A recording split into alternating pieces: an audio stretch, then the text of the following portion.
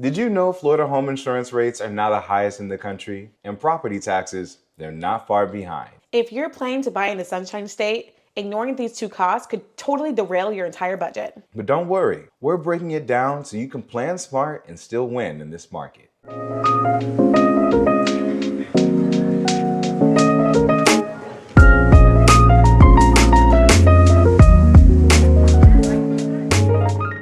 Hey guys, welcome back to Central Florida Homes and Insights. I'm Rebecca Guy. And I'm Brandon Cook. We're realtors and we're helping people relocate, invest, and thrive right here in the heart of Florida. If you're buying your first home, upgrading, or moving from out of state, this channel is made for you. So be sure to like, subscribe, and tap that bell so you don't miss anything. Why home insurance is getting more expensive? Let's start with the elephant in the room, home insurance. In the last few years, premiums in Florida has gone up 40 to 60% on average. Some areas have seen even more. And there are a few big reasons why. Storm risk, even if you live inland.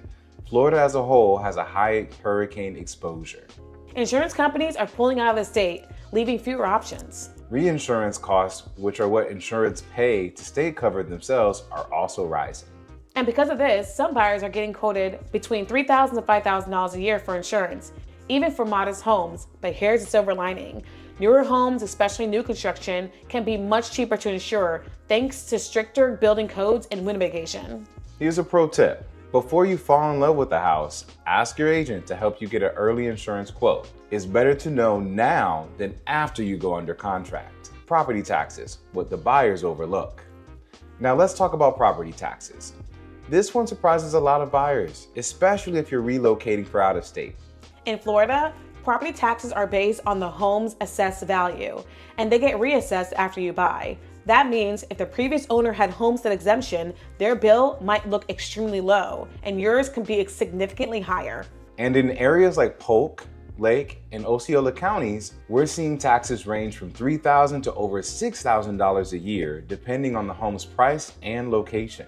Pro tip, always ask for the most recent tax bill, and don't rely on these estimates from online listings. Your lender can run accurate numbers based on the projected taxable value and insurance costs. So what should buyers do? Here's the good news. You can still buy a home in Florida confidently. You just need to have the right information up front. Ask for a 4-point inspection for older homes. This can tell you if you'll run into insurance issues. Consider newer or new construction homes. Lower risk equals better insurance rates. And get pre-approved with realistic numbers, taxes and insurance included. And make sure you don't skip the research on HOA, CDD fees, and flood zones either.